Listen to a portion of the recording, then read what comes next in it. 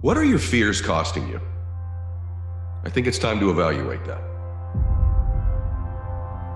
What are your fears costing you? You know, we have these weights that weigh us down in our life, these burdens, these fears that we have. Do you ever stop to think about what it's actually costing you to have these anchors and these weights wearing you down, these fears? The price you will pay to become the person you're worthy of is infinitely smaller than the price you're gonna pay if you don't.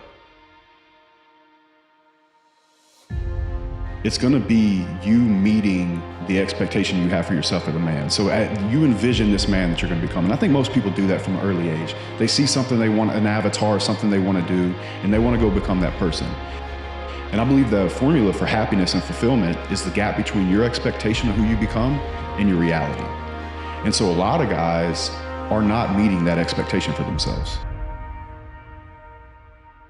If I can flip these insecurities upside down, if I can flip this fear, if I can flip all this that made me this depressed, insecure guy, if I can flip it and make it work for me versus against me, I started seeing the power in failure, the power in insecurity, the power in self-doubt, because I started using that as power.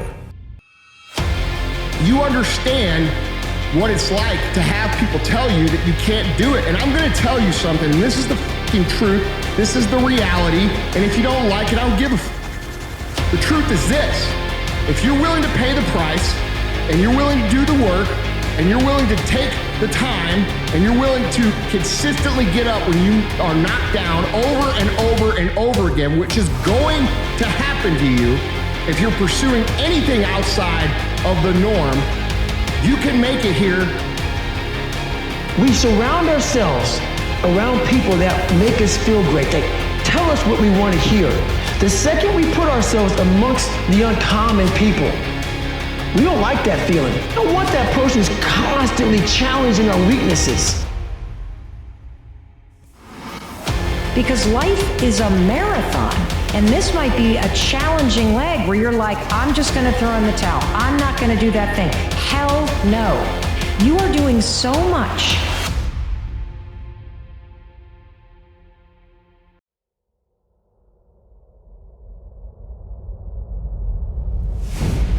Many of us have genius within us. But when it comes to us, when it comes to using our genius in our own behalf, taking a chance with our own creativeness, acting on our own dreams and ideas, somewhere along the line we get paralyzed. We find some reason not to do it. Oh, I did that. I'm not as good as they are. I don't have their education. As long as I don't stop trying, it is not failure, it is temporary defeat. And the path to success, the path to fulfillment, the path to happiness is filled with temporary defeats. The path to sadness, the path to regret is filled with failure. Men and women who failed and gave up instead of gotten up and tried again and looked at it as temporary defeat.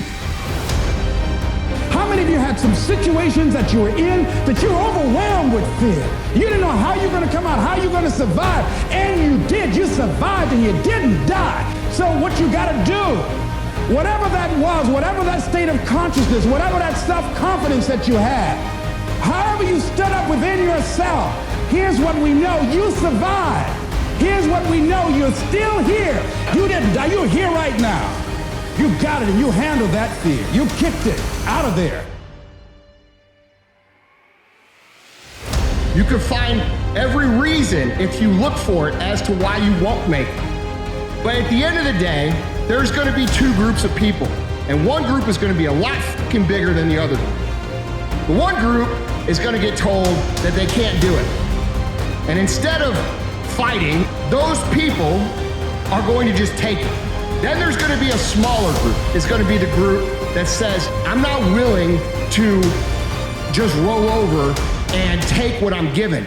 I'm not willing to stop trying because you say that I can't fucking do it. You know, I don't think God gave you another day in your life because you needed it. I think He added another day to your life because somebody needed you. But here's the thing. They need the real you, the authentic you, the one who's playing all out in their life and pursuing their dreams.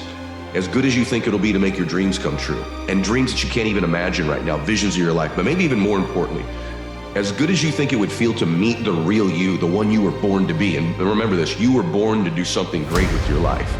But to finally get introduced or reacquainted or reintroduced to that person, maybe you years ago knew them very well, that version of you, but things have happened, these anchors, these fears, these toxic relationships, whatever they might be, these disappointments in our life.